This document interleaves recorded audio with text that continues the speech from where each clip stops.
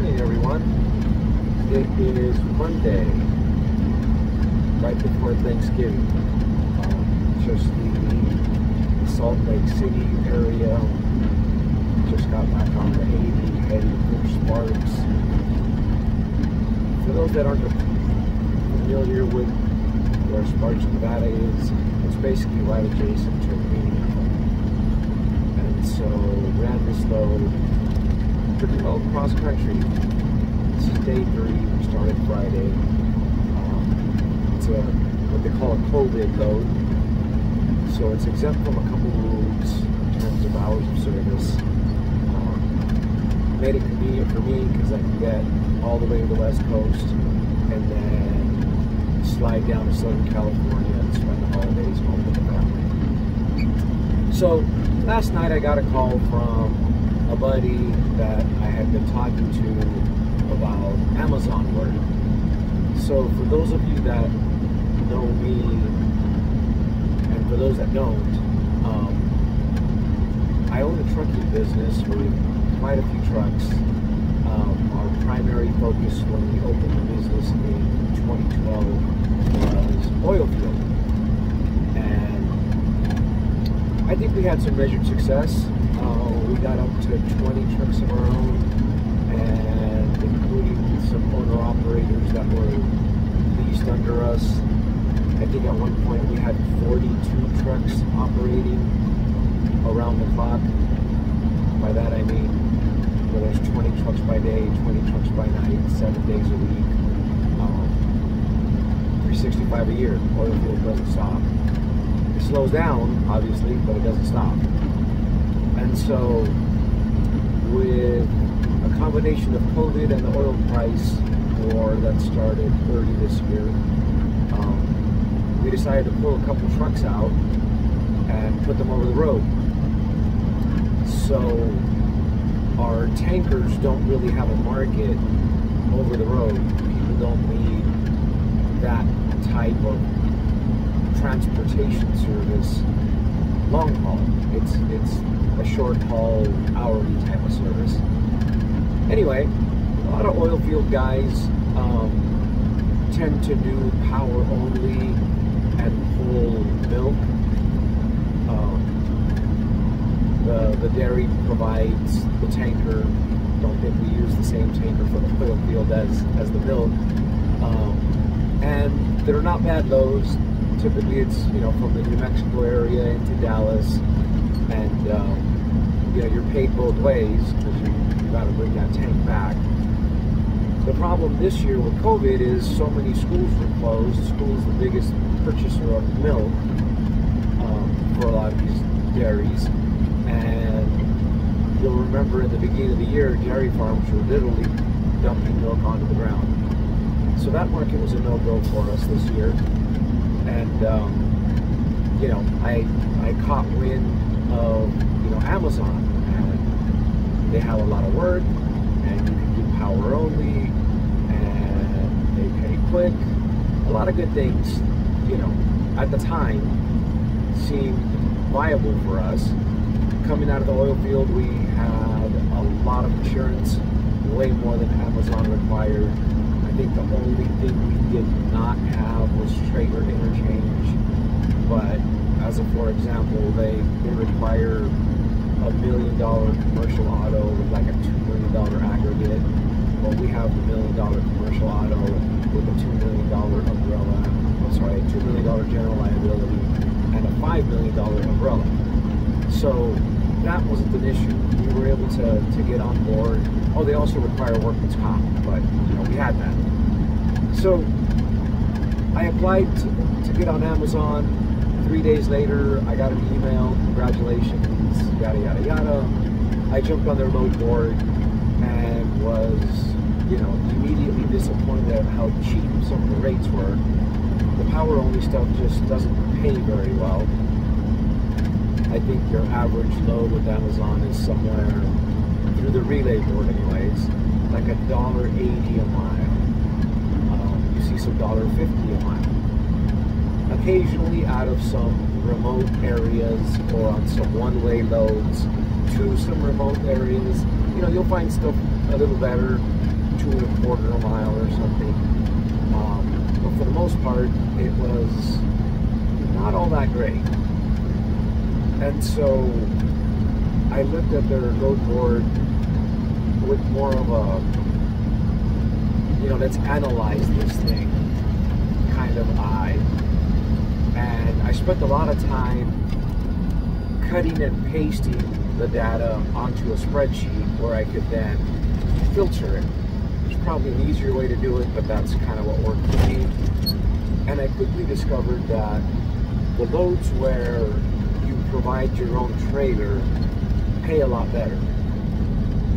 So we did that. I went out and rented some 53-foot dry vans, and we jumped on Amazon, and there was plenty of work, especially once you found the sweet spot. By sweet spot, I mean their loads that go really far just don't tend to pay better. The really short loads do pay really well by the mile. The problem is when you live unload with Amazon, you end up sitting in line for, you know, 3 or 4 hours just to get to a door. And then when you do get to the door, it's another couple hours to get unloaded. So you lose 5 hours out of your day on what should be, you know, a 30 or a 40 mile trip that they're paying out at, you know, $400 or $500, and you're like, holy cow, $10 a mile. Well, yeah, but by the time you add up, you know, all the time you sat around, and if it's in the summertime, you know, you're idling your truck, burning fuel, and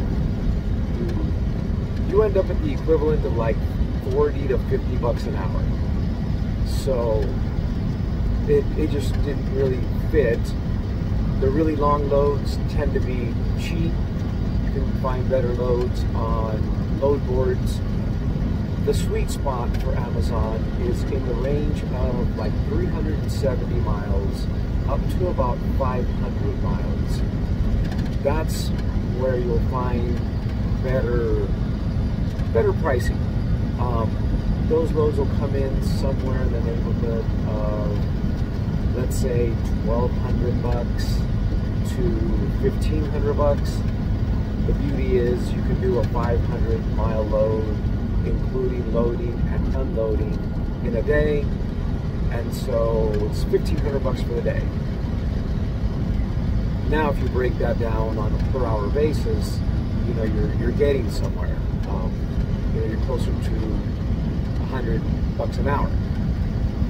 And so that was the sweet spot for us. We put some trucks on there.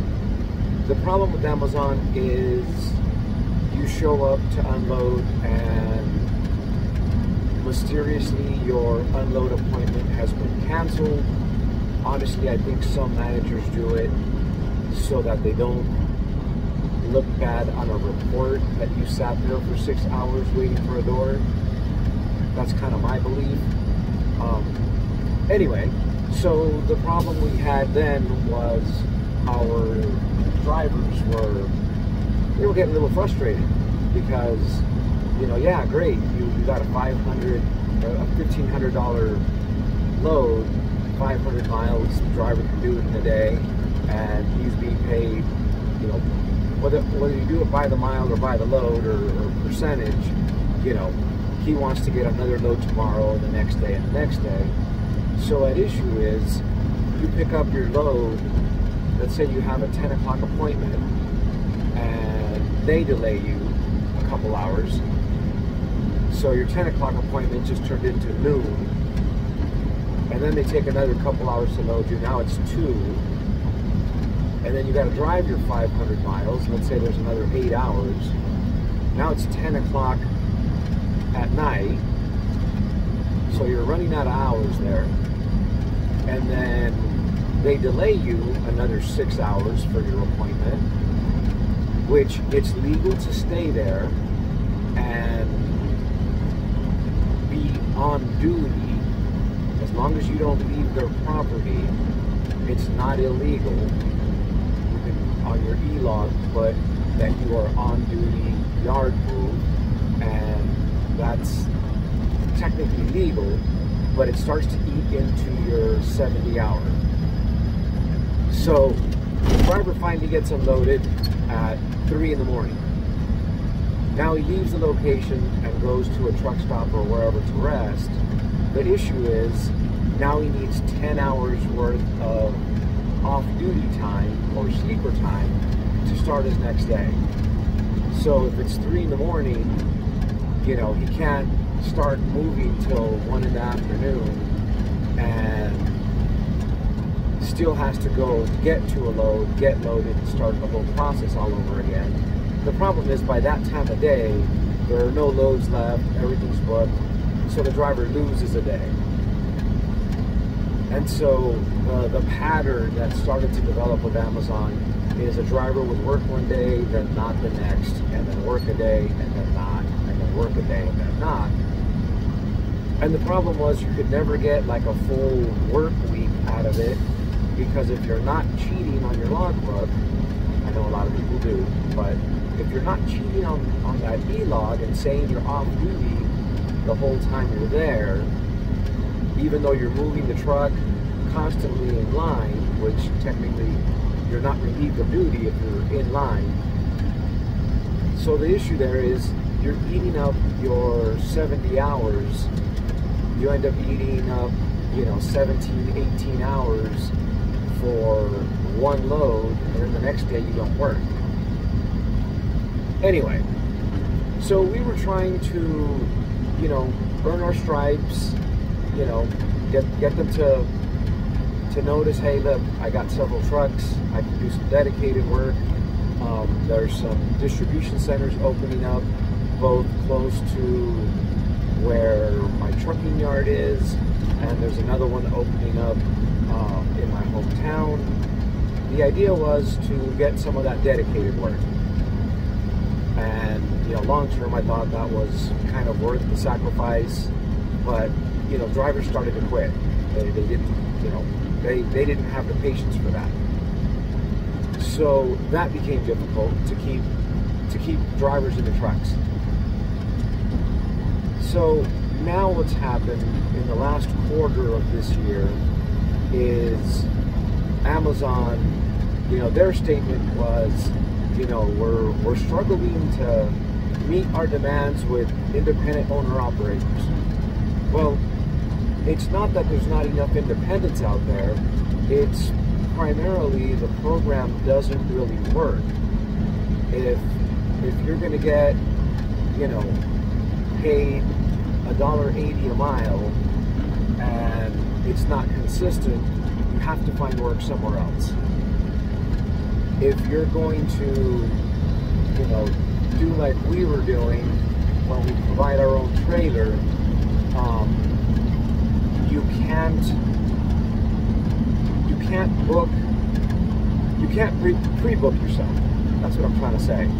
So if this was an Amazon load and I had a 10 a.m. appointment in Reno, in fact, Reno's the worst.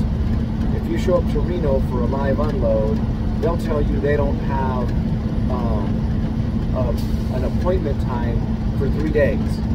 And yeah, they will expect you to sit there for 3 days, and they'll pay you whatever it is for your layover, $200 a day or whatever.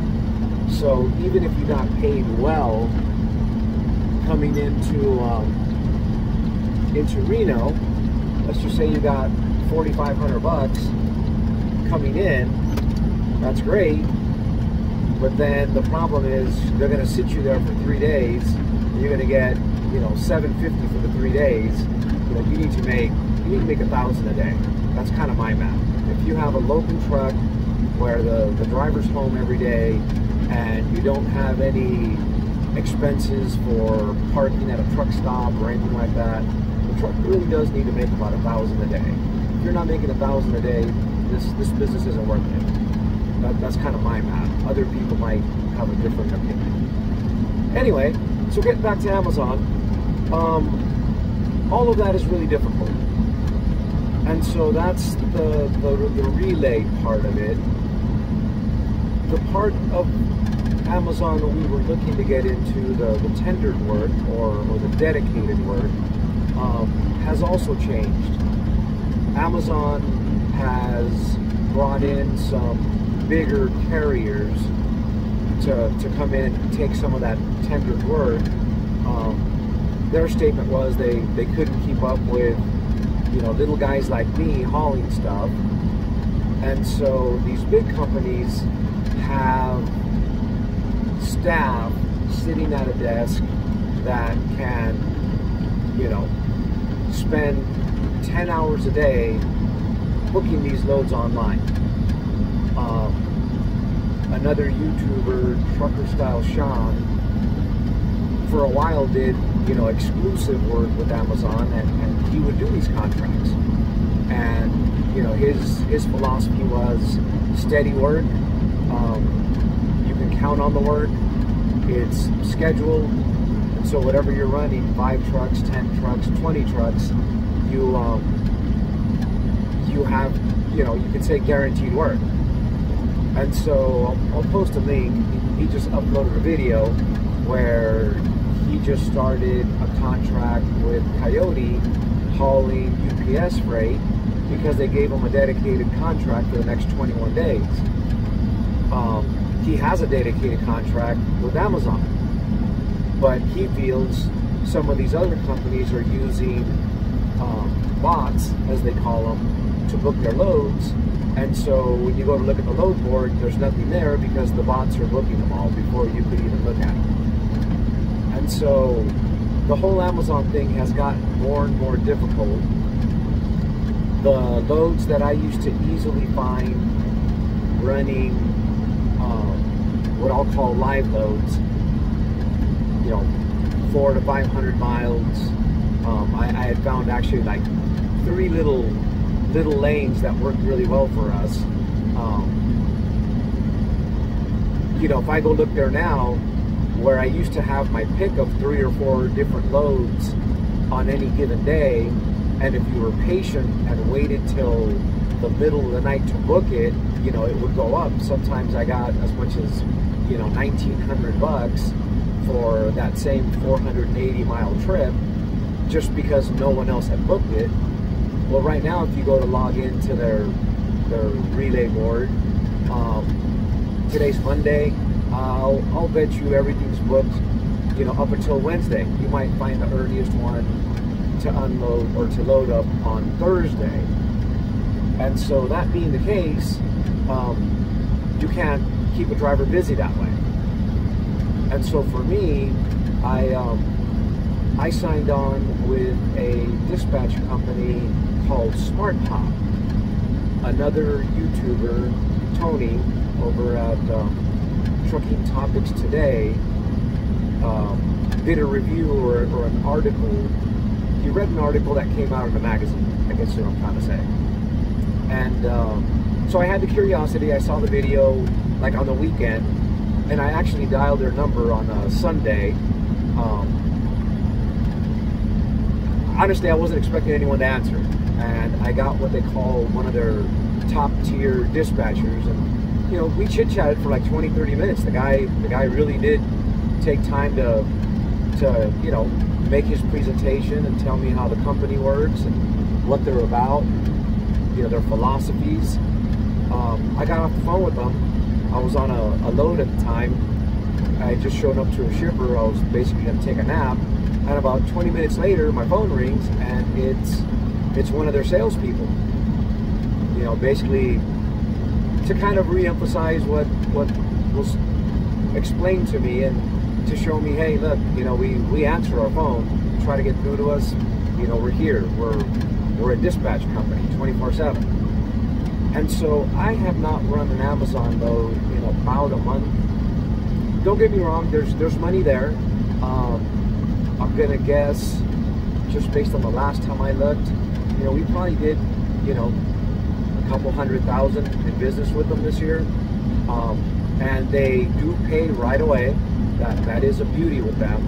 Any load you finish digitally, by digitally I mean on their application, by midnight, Saturday night, Wednesday, you will receive an invoice from them. Basically, it's going to list your loads, and that invoice is basically what they're going to direct deposit to you Friday at midnight. And not once did that deposit have an issue showing up. We got it like clockwork every Friday. Every invoice was there. There is kind of more of a process when you dispute something.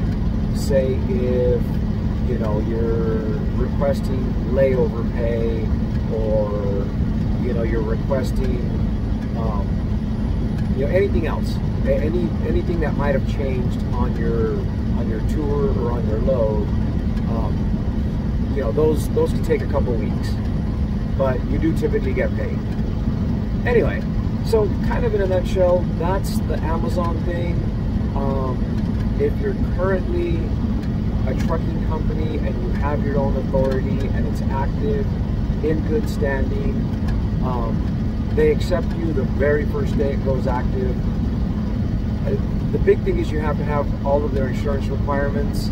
The trailer interchange, if you've never done power only, they require that from you. Even if you don't plan on doing power only, you have to have the trailer interchange, and if I remember correctly, it's in the amount of $50,000. And so you need that. You need cargo insurance for up to $100,000. You do want to tell your insurance broker that you're hauling for Amazon.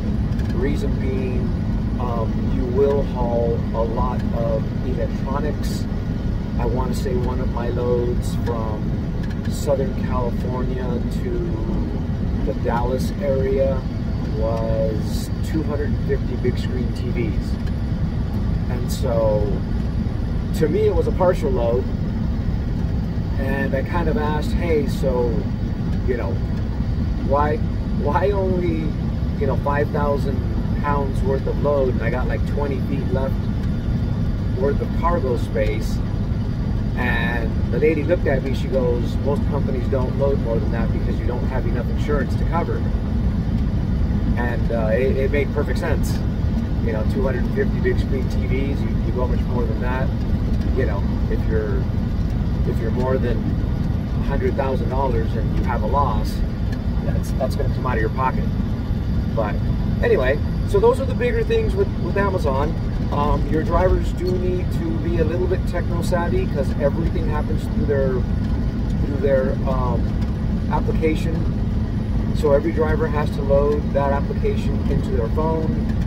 Your dispatcher will book a load and then assign it to that driver. The driver needs to accept it, and then when he shows up to deliver and pick up, he needs to update the application, and they score you on it. That's a whole nother part. Maybe I'll make a different video on that, but they score you on your performance. Not only do you have to make your pickup and deliveries on time, but you have to use their application. They want 100% application use. And then the other thing they score you on is how often do you cancel or reject a load once you've booked it. So if you book a load with them and then you find a better load, it happens, believe me, it happens. You book a load and then 10 minutes later, a load going half the distance just went up and it pays twice the money, and it's going to a better market where you're going to find a better load leaving. You can do it, you can cancel it, but just keep in mind they will start dinging you for that. And what it does is they kind of have a reward program where you can see some of their loads before the rest of the vendors can, if you want to call it that. So the select few that are like in the 90 percentile, it might be 95, I forget. So if you're in that top percentile performance-wise, you can see some of these loads before everyone else. And so if you're not, you kind of get the loads that fall off of that other board and the ones that come into the regular board. Personally, the first couple months we couldn't look at it anyways, and I still found some pretty good loads.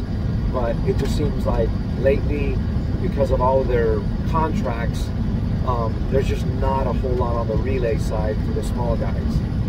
Just, I don't know, just wanted to share my experience and opinion on Amazon. It seems like a lot of smaller trucking companies think Amazon's like the way to step up in the world. And it kind of is. I mean, they're the biggest retailer, they're the biggest online retailer in the world. They do pay very quickly. It can be a way to grow your business. I would recommend an owner-operator run his own truck. You're going to struggle with drivers because it can be frustrating. If you do the work yourself, it's not so bad. But that's my 2 cents on the Amazon stuff. If you guys have differing opinions or thoughts, leave some comments. I'm curious how everybody else is doing with them. Personally, I just don't see very much activity. Even as I pass by the distribution centers that I used to deliver to, I don't see the big lines there anymore. I don't see the lines going around the buildings. I think they stocked up for Christmas already, and there's just not that big a demand. But anyways, I guess as YouTubers say, you know, comment, like, and subscribe. Thanks.